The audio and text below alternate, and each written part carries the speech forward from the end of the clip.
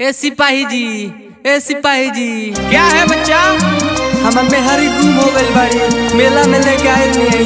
अरे कोई फोटो तो है उनका? हाँ जो फोटो पर देखी ना हो, यही हमार मेहरा। अच्छा रुको, हम कमेटी से बोल के अनाउंसमेंट करवा रहे हैं। एक आवश्यक सूचना कमेटी द्वारा दिया जा रहा है। मेले में हमारे आनंद यादव का भुअरी जो पत्नी है वो भुला चुकी है। ये फोटो है उनका, ध्यान से देखे।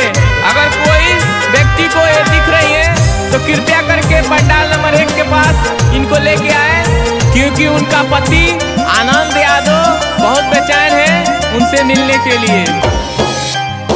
हे देवी माई अइली कर दर्शन हो, चाही नहीं सोना चांदी, चाही नहीं धन हो। बोली बोली थाल वाली मैया की जय। हे देवी माई अइली कर दर्शन हो, चाही नहीं सोना चांदी, चाही नहीं धन हो। कुशवाधी के मेला देखे आइल बड़ी, कुशवाधी के मेला देखे आइल बड़ी। देवी माई हमर मेहरी भुलाइल बड़ी, देवी माई हमर मेहरी भुलाइल बड़ी। कुशवाधी के मेले में जो भी भक्त आए हैं, हमारे कमेटी द्वारा ये सूचित किया जा रहा है कि मेला में ज्यादा भीड़ भाड़ ना फैलाएं और मेला का आनंद उठाएं और किसी प्रकार का छेड़खानी ना करें। जय माता दी। प्रेम से बोल दी दुर्गा मैया की जय। भीड़ भारी लागल बावे हे देवी मैया, हमसे मिला दो तोहर पड़ो तानी पैया।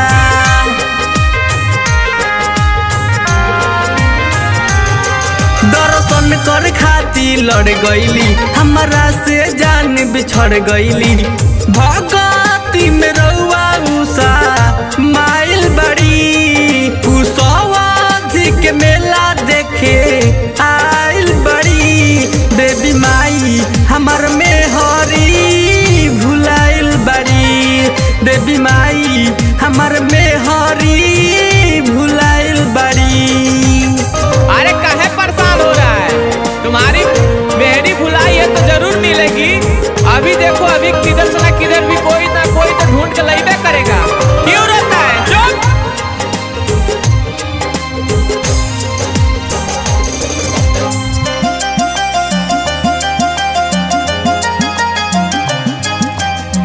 हे देवी मैया कर कौन पैया, यादो आनंद कर बिनहती मैया।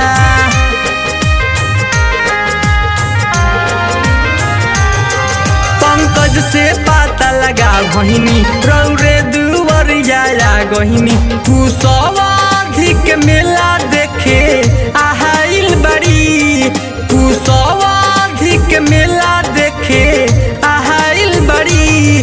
देवी माई हमर मेहरी भुलाइल बड़ी, देवी माई हमर मेहरी भुलाइल बड़ी।